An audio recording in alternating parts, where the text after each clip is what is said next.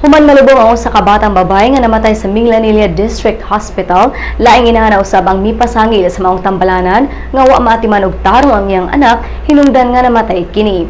Si Jeneline Tubalia miingon nga namatay ang iyang 4 anyos nga anak nga si Jensen Tubalia niadtong Oktubre human kini GLBM o kalibanga ug gipainom og salbutamol nga tambal sa hubak. Nahibong si Jeneline kung nganong salbutamol nga gibutang sa nebulizer ang gireseta sa doktor nga wala giubo o gihubak ang ilang anak kun dili nagkalibang lang. Mato ni Jeneline nga nagsigi pa og hangyo ang bata sa doktor nga ipatangtang ang nebulizer kay maglisod na kini og ginhawa. Pipila lang ka oras ang milabay namatay ang bata.